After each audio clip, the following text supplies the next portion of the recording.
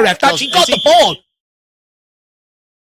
Yes, everybody, welcome back to the Irish Hotspur. And in this video, we are going to be giving our reactions to the Djed Spence interview that he did recently with Rio Ferdinand and his podcast. We took a look at some of the interesting topics and some of the interesting questions that he was asked, his time under Antonio Conte, maybe also as well some of his feelings about his career so far. Plenty of good quotes that Djed did provide us, and we'll be giving our reactions to it. So please, everybody, smash the like button, get into the comments below, and let us know what you thought of maybe Djed Spence's interview, as well as what we have to say about it. We're going to start off first, Dave, with just a general question. Are you glad that Djed Spence has done this interview? Because you don't get to see this too often. You don't get to see players put a lot of their, dirty laundry, clean laundry out into the open. Is it better that you keep this stuff hidden, do you think, as a player? Or are you kind of glad that Djed Spence has come out and maybe cleared the air on some things? No, I'm glad that Djed Spence has come out and done an interview like that, Jack, because, look, one thing that me and you have always said about Djed Spence, but, we've come to his defense a lot. We've always said, look, he's been treated very unfairly by Tottenham Hotspur, and maybe some other fans at the time were taking some of the other stuff that was out in the media about maybe his timekeeping and stuff like that. But we've always said, young lad who's just been alienated from the squad after gaining promotion with Nottingham Forest, comes to the Premier League, gets alienated. You are going to lose your head. We've always explained that. And I think it's good that Djed Spence has come out and maybe alluded to, what's gone on the last few years at Tottenham Hotspur and stuff like that. Because rather than let the press and the fans form the narrative, it's out there now. People know what's happened. And I think it's good from his point of view. And I would argue, Jack, I would like a lot more players to be transparent. I think if a lot more players were more transparent with a lot of their interviews and stuff like that, rather than all the media trained answers, I think they would get a lot more leeway from fans to a certain degree, because fans sort of understand what's going on. We'll get onto it. Like Djed Spence even spoke about the difficulties in terms of the low moves and some of the human side and elements that maybe we just don't take in as fans. So I think it's done himself a lot of good. And I would argue, I think I'd like a lot more players to come out and do that, to be quite frank, Jack. Yeah, I think he did clear the air on some things, and probably rightfully so. Even one of the funny little ones was about the Sidemen game that plenty of people thought he took part in. The guy that was wearing the mask, covering their identity for the Sideman charity match. And he very much cleared also the air on that one as well. Plenty of people did believe, what if that is that Djed Spence? Is that the mystery footballer, in this case? And he just sort of laughed off the question, which I think, again, it's always good if you want to sort of clear any sort of rumors or any sort of suspicions on things like that, and plenty of other stuff as well. But you did bring up, quite quickly, and we should get into it, his thing about how football maybe hasn't been fair to him, at times in his career. These are even some of his quotes on that. He said, it's a new manager, so you think everyone is going to get a chance. But with me, I don't think that was really the case. He said, it's part of the game. Football is just not fair. And so that's when I went to Leeds. I've always known I was good enough. People say it was good to see him get a second chance and that he's doing well. Well, I felt like I never really got that first chance. This is my first chance, and I'm taking it now. I'm happy for myself. I worked hard and stayed consistent and made sure I was ready. Dave, do you think Djed Spence is a good example of that quote and maybe that statement that football maybe isn't fair to certain players? Do we maybe not fully understand his situation, you and I? And maybe also a third question towards you would be, why have so many managers been unfair to him specifically? Look, I'd argue me and you have always been sort of sympathetic towards his situation. We've always highlighted the fact that he was brought in here. No matter what he'd done, he was never going to get a chance under Conte, like he alluded to in his interview. And then all these other loan moves, but stuff that we don't take into account, him not living in, basically a home. He's just living out of a hotel room, adapting to the food, the culture, and all that sort of stuff. There's so much more human side that goes with it that we don't take into account. That we've always pointed out, when you make your dream move to the Premier League at a club like Tottenham Hotspur and you're railroaded from the beginning, your dream is quickly turned into a nightmare. And for a young guy, it's very easy to lose your head considering you've had to work so hard to get there. And that's something we've always pointed out in Djed Spence's defense. But what I will say, I actually like that quote about football isn't fair. I think some people may look at it and go, as a bit of a negative, but I actually really like it. It shows to me that he understands, that the game isn't fair. You don't always get what you think you're justified or what you deserve. It's up to you to go and take it. And he alludes to that. He's, the fact that he had to start being more vocal, getting into the assistant coach's ear. I'm your guy. You need to play me, etc. He really grasps that. And I think the pennies dropped with him, Jack, because when he came to Tottenham, he alluded to, he was sort of quiet around the place, just accepted everything, was very nice, didn't really ask them questions. And sometimes to coaching staff and stuff like that, that can come across maybe to a little bit as disinterested to a certain degree. But I think he the pennies dropped with him, and I think that's why he's going to go to the very, very top, Jack, because he Mm. understands you have to fight for everything and you have to earn it. When you get that chance, you have to take it. And I think that's what I take from that interview, that he fully understands the world of football, that you can do the right things day in, day out. It doesn't mean you're going to get picked.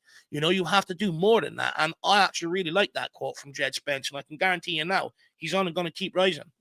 I think he's also alluding to the fact that there are plenty of things that are within your control, as a player, but then there are plenty of things that just aren't. He's saying, as a player, you have to work hard in training. You have to try to be as consistent as you can. Don't try to as well, maybe demotivate yourself in any way. But there are things that could be out of your control that he kind of alluded to as well. The fact that maybe his agent, to a degree might have let him down, even the original move to Spurs because Antonio Conte, which we'll touch on later, said, oh, this wasn't really, my signing and things like that. And it's not really technically in Djed Spence's control, right? Sometimes what your agent might be doing or various things like that. The move that he made to Rennes, speaking about how they didn't have any real accommodations for him, they didn't really have any real setup for him Yeah. to live a comfortable life. And again, right, for a guy that was looking to use that loan move as an opportunity just to get games of football in, to be able to develop his craft as a young player as well, to learn a few things abroad, they didn't really set him up for success there, and that's not really totally within his control. So I think Can you I ask you also a quick question on that, though, Jack? Do you think that's on the likes of Rennes to, make them feel comfortable and stuff? Or should Tottenham be preempting that? When they're negotiating, should they not make sure that, the stuff off the field is in place for him to be able to operate on the field? Or should Tottenham not be helping him if the loan club don't want to? Should they not be helping him in terms of making sure he's settled, just in terms of our own player development? I mean, I think this is more of a Spurs problem, that we've seen for a while now with Mm, players that have gone out on loan. Dane Scarlett being a good example. How many loan moves has he had where it seems like the manager just doesn't fancy him, or the club end mm, up sacking the manager quite quickly, after he arrives, and all of a sudden he's just been left on the bench for a long period. We've looked at, other players that have gone on loan moves where they're not really being played, they're not really being, preferred by the mm. manager, and it seemed like Spurs just don't do their due diligence when it Yeah. comes to sometimes the loan moves. And sometimes with loan moves, right, they're necessary. They sometimes just have to happen. But it doesn't really feel like Spurs have had too many successful loan moves where a guy has really gotten the minutes and the experience that they would have Mm, wanted. And things have usually ended quite poorly, it feels like, for a lot of the mm, loan moves that we've orchestrated for both young players, but then also maybe fringe players that have all of a sudden maybe found themselves a bit mm. out of the pecking order. And there's always that way back, right? There's always that way back into the team. But Well, doesn't really feel like Spurs have done their job in making sure that there's a chance that that will happen. It's almost like they've set them up for further failure to mm, a degree, with those loan moves. So I would, yeah, that would be my answer mm. to it. Definitely a Spurs problem. On that, like, I would just like to think that, if they are if they are using these clubs to develop their players, because that's essentially what most loan moves are used for, right? Bar what we use them for, which is to try and sell our players on at the end of it. But that's genuinely typically what loan moves are used for.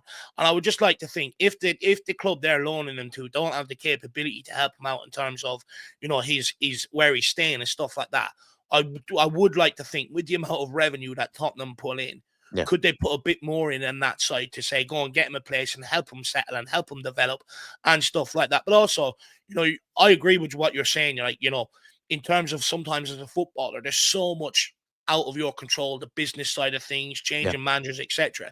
One thing that's always in your control, though, is how you react. And he's a perfect example of that to any youngster out there or anybody in life. Everything can be 100%. railed against you, but if you react with the right way and you have a mature head on your shoulders, you can prevail. And I did find that quote very funny about the whole football isn't fair. People are saying, "Oh, it's so great to see him getting a second chance," and he's like, "I don't really feel like I ever was Yeah, given a first yeah. chance." I think it was actually a brilliant quote from him. But let's move on to a man that necessarily didn't give him that first chance, Antonio Conte. Dave, this is what he had to say about Spence originally, which of course was very damaging, you could say, to the player. He said, "Spence is an investment of the football club. The club wanted to do it. I said, okay, this player is young, but he showed he can become a good, important player for us. The club did decide to buy him, though. I felt like whatever I did, Djed Spence said, the man wasn't happy about anything. Even if you did the right things, you would think, did I do the right thing? He's not really necessarily a complimenting guy. Spence revealed he probably only had one conversation as well with Antonio Conte, and that his comments had a negative impact on his mood at the club. It wasn't a nice feeling, to be honest, said Djed Spence. I was coming into the club on a high. I was confident. I was buzzing. I had a great season, just won promotion with my club. When I came in, I just ran into a brick wall, really. It shattered my confidence a bit. I'm young as well, so it's not nice to hear.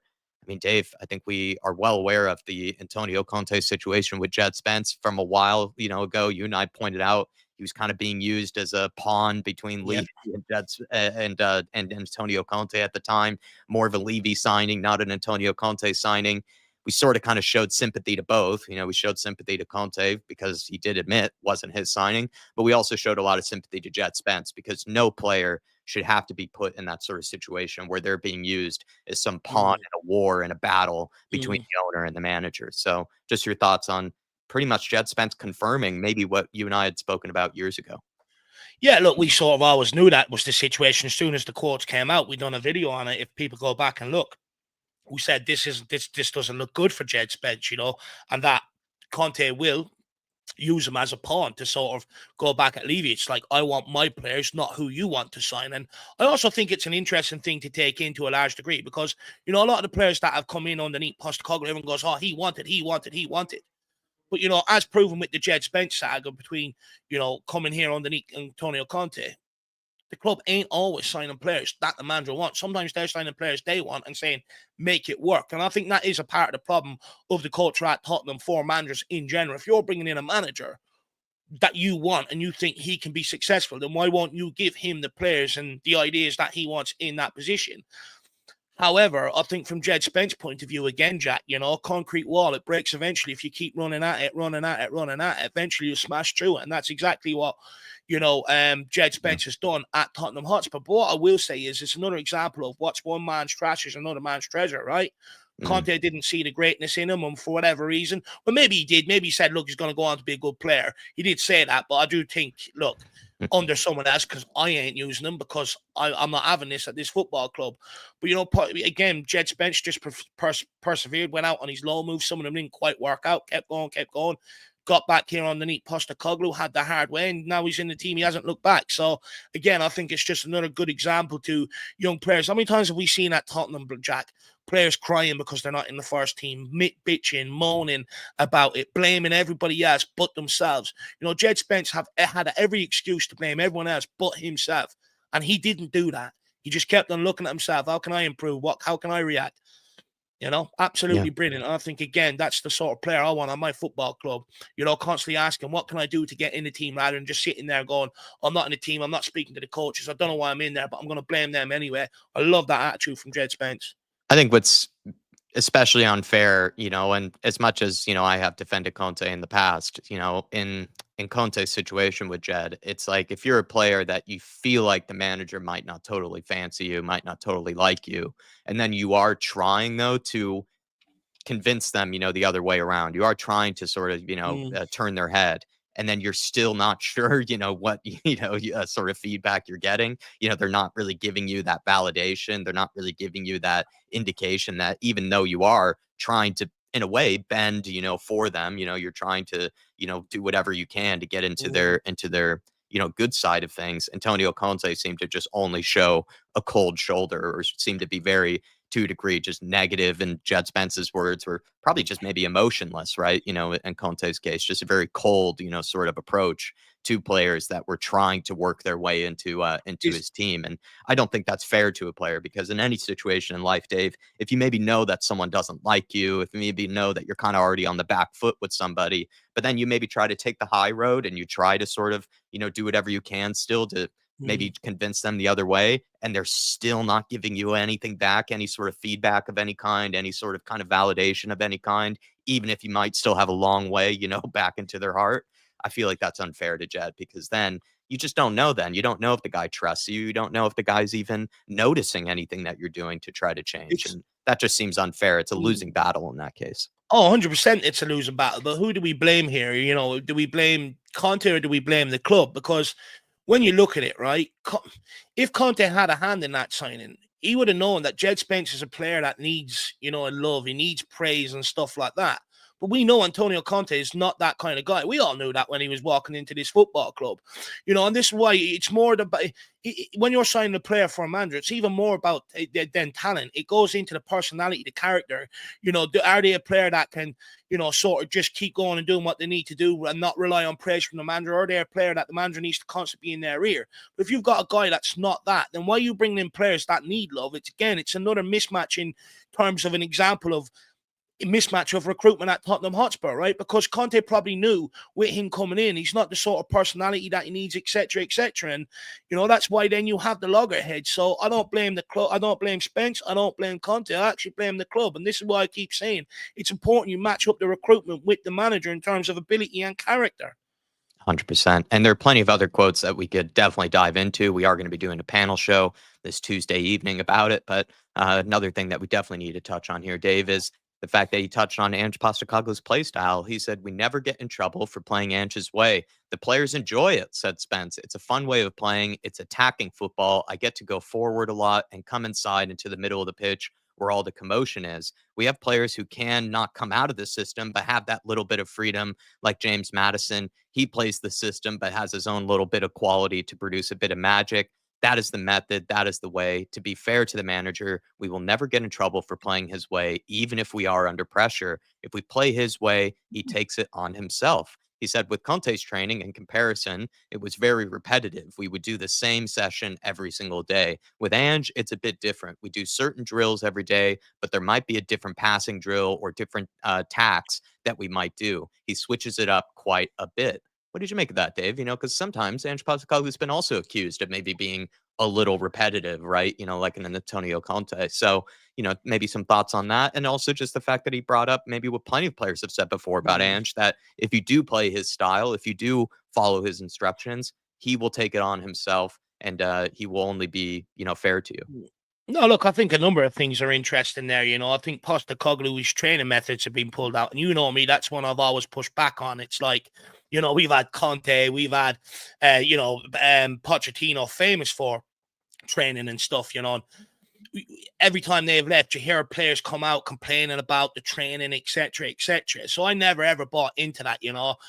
Managers, they do work on the players during the week. The fact that Postecoglou is managing to keep it fresh and exciting for them, I think, is good for such a young squad to a certain degree as well. So I'm glad that sort of has cleared up that aspect to a large degree. Let's not have these conversations about what they're doing on the training pitch, because clearly they are enjoying it. But also, Postecoglou said when he first walked in here, even when he was under pressure in the first season, I'm going to keep instructing them to play this way. And as long as they play this way, I will always take the heat for whatever mistakes they've made. And if you're a player, that's all you can ask for, Jack.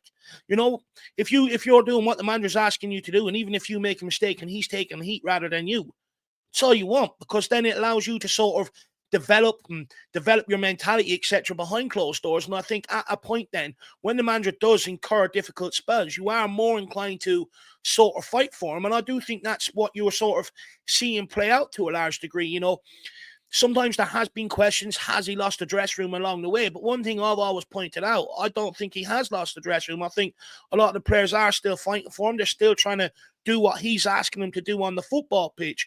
He's still asking to play out from the back. And I've never had a problem with how we play out from the back. I like that style of football. I was explaining it to you before, even as a kid, when everyone was like, pump it long onto the strikers, get up behind it. It's like, why? I can't just pass it out from the back. I've always enjoyed this style of play. And I do think a lot of players do. And I do think, to a large degree, what you're seeing on the pitch is some of the players just ain't good enough to play this way week in, week out, and stuff like that. And that's where I always come back to the recruitment, that we haven't recruited well underneath Ange Postecoglou. And that's where I think, a lot of the downfalls have been with this whole project. But I think it definitely stands to Postecoglou, the fact that he's gone through 19 losses this season, a large spell of last season where we went through losses. And the players still want to play his way. They still want to do what he's asking them to do. He's still got their dressing room behind him. At the end of the day, when these guys are coming out for interviews, They don't have to come out and praise them. They could literally just avoid the Yeah, question or say nothing at good all point. if they didn't want to defend Ange Postecoglou, but they're clearly coming out and making a point of defending the guy. So the fact that they're still on side, I think, stands to Postecoglou and his sort of man management, which again I think people have criticised. You look at Jose Mourinho, you look at Conte, you even look at Pochettino towards the end. They all lost the dressing room. Postecoglou still hasn't. They're still coming out and fighting for him. So, Yeah. it'd be interesting to see where this goes between now and the end of the season. Really good points by yourself towards the end there. The only thing I might add to that is just that maybe even carrying off of what you just said to a degree of, we need to continue to bring in players that have that sort of desire to play this type of brand of football, this attacking forward minded play style. Because if you have players that maybe don't necessarily lean that way, then you can have, maybe some ruptures in the squad. You have to have full belief, especially with Ange's style, with how front four, how sort of attack minded it is. You need to have players that really believe in it. Guys like Djed Spence here, for example. So that's just, a further, sort of indication to the recruitment. They need to bring in more guys like that really believe in this sort of brand of football so that Ange can be successful. And anybody that's an Ange fan, that's what you want to hear. You want to hear guys that are like Djed Spence that want to play this attack minded football because that gives Ange then the best chance of succeeding here at Tottenham Hotspur. But I Well, think it's we'll also leave it. about the Yeah, go quality, ahead. though, Jack. It just quickly on that. It's also about the quality. We're trying to play this way with a lot of players that are still developing in their own personal career. What we actually need is players, that have 26, 27, that sort of have been there, done it, have that experience, ready to, push forward in their career. That's what we need rather than keep bringing in developmental players because you keep doing that. We're going to keep seeing some of the mistakes we see on the football pitch. 100%. Um, Everybody, let us know what you thought of our reactions, our own thoughts on what Djed Spence had to say. I think this is now our 2000th video that's football related, by the way. So in case you wanted to support the channel for any more football related type of videos, feel free to become a member and just continue to support this channel, please. But we'll see you all next time. Smash the like button on your way out. Hopefully you guys enjoy the panel show later tonight as well. And we'll see you. Come on, you Spurs. Come on, you Spurs.